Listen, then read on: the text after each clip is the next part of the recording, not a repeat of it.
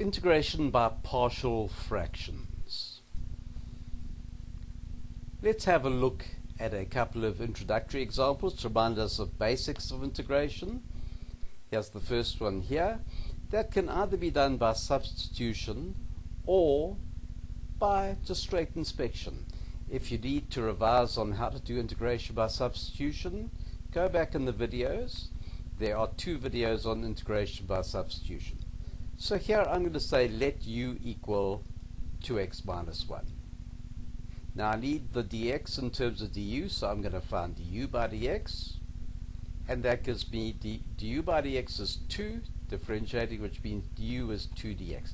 Loosely speaking, multiplying up by the 2x, which means we can now do our substitution there. I've rewritten this in a form which allows me to do the substitution. I need a 2 dx at the end, so there's my 2 dx at the end. It was originally 4, so I'll put a 2 outside the integral sign. It doesn't matter whether it's outside or inside, so this is still really 4 over 2x minus 1 dx as it started. But now we have our 2 dx, which is du in green, and we have our 2x minus 1, which is our u. So there we substitute. Now,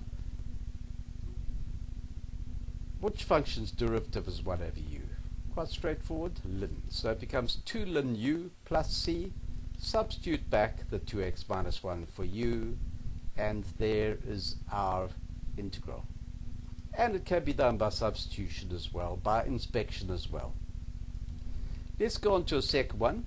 Same sort of thing, exactly the same setup. The only difference now is that we have 2 fractions instead of 1. Now the integral of a sum, the integral of 2 things adding together, is exactly the same as the sum of the integrals. Integrate them separately. Now both of those can be done by the same method, either substitution or inspection, and there are the integrals. The important thing about this, in fact, is that it could have been given in this form. Instead of being given like that or like that, it could have been given like this, where what we have is we have a common denominator there. And it's going to be up to you to be able to take it back to that there. And that's what partial fractions is about, and how we use it in integration. If you need reminders on partial fractions, go back to the 3 videos, 1, 2, and 3 on partial fractions.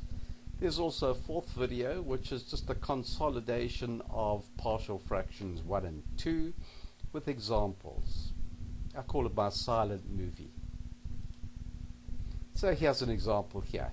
Factorized for you already, but this will not integrate. You will find that if you multiply this out, that is not the derivative of the denominator, and we can't even, it's not even a factor of the derivative of the denominator, unfortunately. So what we're going to do is we're going to split this into partial fractions. Remembering earlier that this is really that, well, in the same case something like this can be that. So let's go forward again. So I'm going to write denominator as x plus 2x minus 3, degree 1, therefore degree 0, degree 1, therefore degree 0.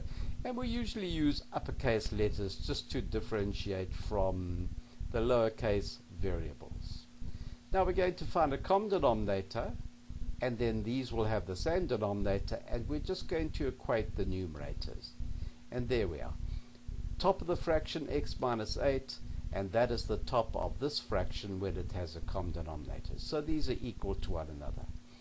Now I need to find the values of a and b. The easiest way to do that is find a value for x which eliminates the b and eliminates the a. So if I make x plus 2 0, x by equal minus 2, I end up with minus 2 minus 8 equals a into minus 2 minus 3.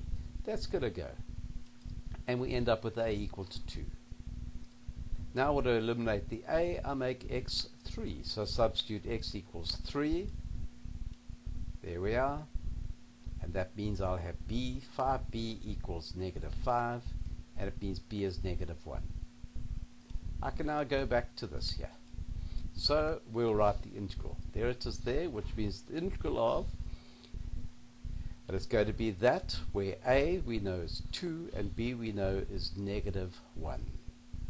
And pretty straightforward to integrate at that stage, both ln separating into two integrals, 2 ln x plus 2 minus ln x minus 3. I could even have written that 2 at the front of this integral here. Another example. Now this isn't really partial fractions, but it has a principle of partial fractions built into it. This could have been done by what's called the switch around method, which is covered in the substitution videos. There's a switch around. We say, well, we have a problem with a binomial in the denominator, so I'm going to let u equal x minus 1. So it means I know I'm going to have a u there. Now on the top line I need to establish what I'm going to have there. So this means 2x minus 3 is equal to, and we know that x is u minus 1, so I substitute in and I get 2u minus 5. And if x equals u minus 1, then dx is du. So I can now go from there and substitute. I can put u instead of x plus 1. I can put 2u minus 5, there it is, instead of 2x minus 3, and I can put du instead of dx. Integrate, substitute back, and there is our answer. You'll see here I have a c1, and you'll see if we multiply this out we get 2x plus 2 minus 5 ln x plus 1 plus c1, and then that 2 plus c1 I'll now call c. Let's now have a look at it another way. If we're doing this by partial fractions, if there was more than one factor in the denominator, we have a problem there because the degree of the numerator has to be lower than the degree of the denominator if we're decomposing into partial fractions. So I'm going to have to do a long division there first.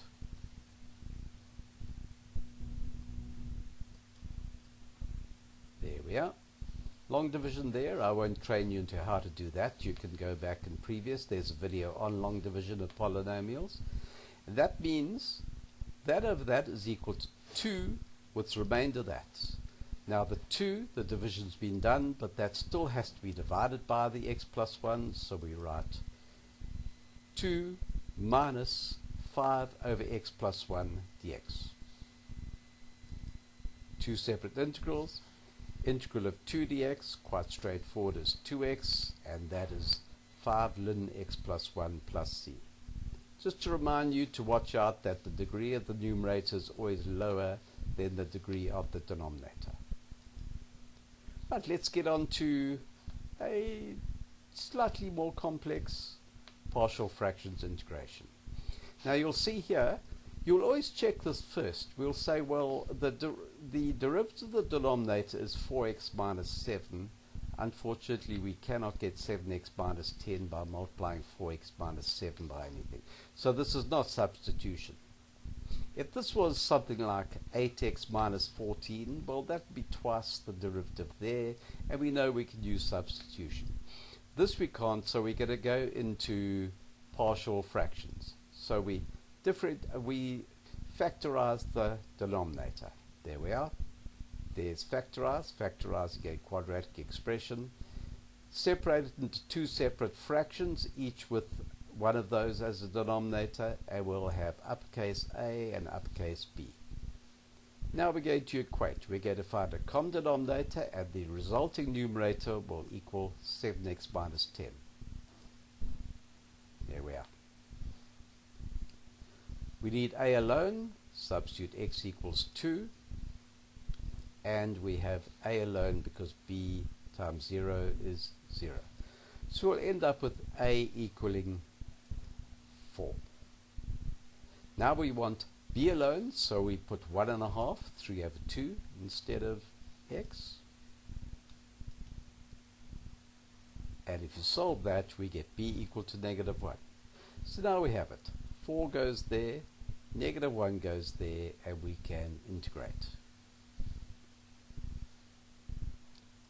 Separate into two different integrals, and these are these straightforward ln integrals again.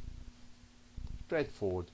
4 ln x minus 2 minus, and this one when we integrate it, if you do it by inspection, remember if you say, well, this is ln 2x minus 3, when you differentiate ln 2x minus 3, you get a 2 from the derivative of the inside function, which is not here, so we need to put a half there to allow for it. Or do it by substitution. Alright, slightly further into this now. This now, I need to remind you, we're going to separate into x minus 2, x plus 2 squared. But if we have a square of a factor in the denominator, when we're doing partial fractions, we have to do every degree of that bracket below that. So if it's got x plus 2 squared, then part of the denominator will be x plus 1 to x plus 2 to the 1. If we had x plus 2 to the 5, then we must have 5 denominators related to that. X plus 2, x plus 2 squared, x plus 2 cubed, x plus 2 to the 4, and x plus 2 to the 5. So, there we are.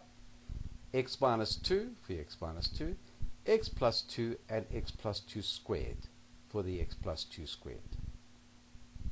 All with a monomial constant numerator. So we find the numerator here and equate it to x squared minus 11x plus 6. There we have it there. Now we can do substitution again, because if we have a look, we can have a on its own if we could put plus 2 for x, because the b and c will go. So substituting x equals 2, we get a equal to 2. And if we want c on its own, we can substitute negative 2 for x, and these two will go, and we'll end up with just a c on this side and a number on that side, and that'll give us the c value. Now the b would be a problem by just substituting there, because unfortunately when I substitute 2 the b goes, negative 2 the b goes. But let's now take these two and substitute back into my numerator line there. So there we have it there. Now we can easily find the value of b. Why don't we just substitute 0 for x? Because if we substitute 0 for x, we'll have constant, constant, constant, constant. We'll have no x's left because we're substituting 0 for x, and we'll have just the b. And we end up with the 6, just the constant. Here we'll have just 2 4s are 8. Here we'll have b times negative 4, negative 4b, and 3 times negative 2. And that simply solves to give us b equal to negative 1. So now we have our partial fractions we can put with an integral sign. A, just 2 over x minus 2.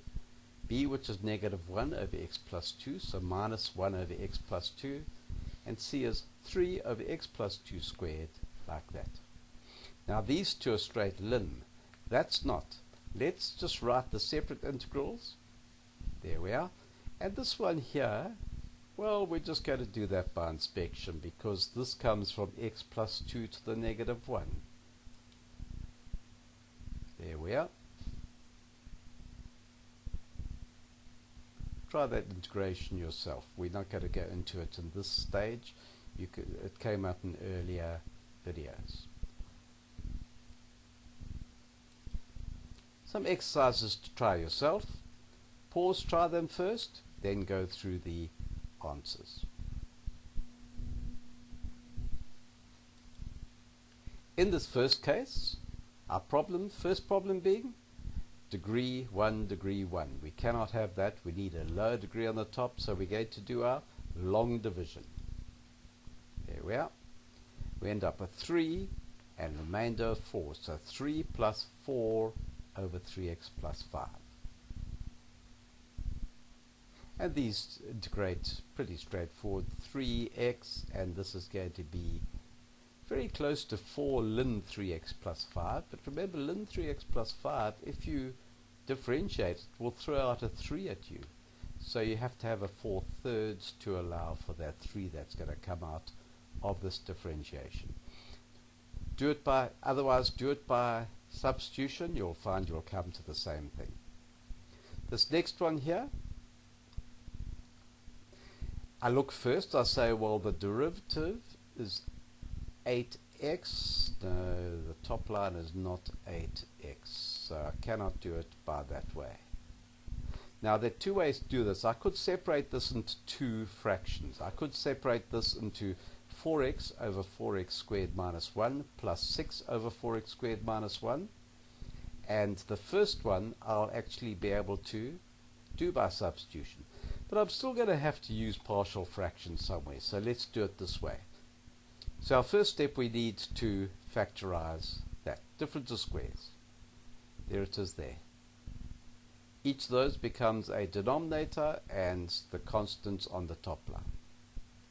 4x plus 6 will now equal to the resulting numerator from there. There we are. We want a on its own, substitute half for x.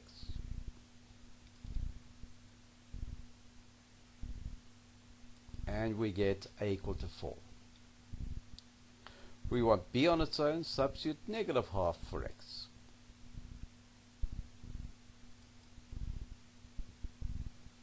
And solving that, we get b equal to negative 2. So there we have it now, 4 there and negative 2 there, or minus 2. Well, I've separated into the two different integrals. Now this one, they both ln, they're going to go to ln, but remember ln 2x minus 1 will throw out a 2, so therefore there will be only a 2 left outside. This will throw out a 2, and there it's allowing for it there. Try differentiating these and you'll see they'll go back to those. And there is our answer. Third one, this is the case where we need to have 3 denominators. We need a denominator of x minus 2. We need a denominator of x plus 1 squared, sure. But we also need a denominator of x plus 1. So there we are.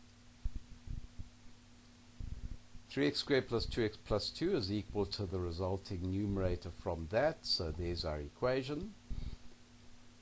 We can do some substituting. I want a on its own, a there, so b, if I substitute 2, b and c will go. So x equals 2, and that gives us a equal to 2. For c on its own, I'll substitute x equals negative 1, because a and b will go, because those are 0.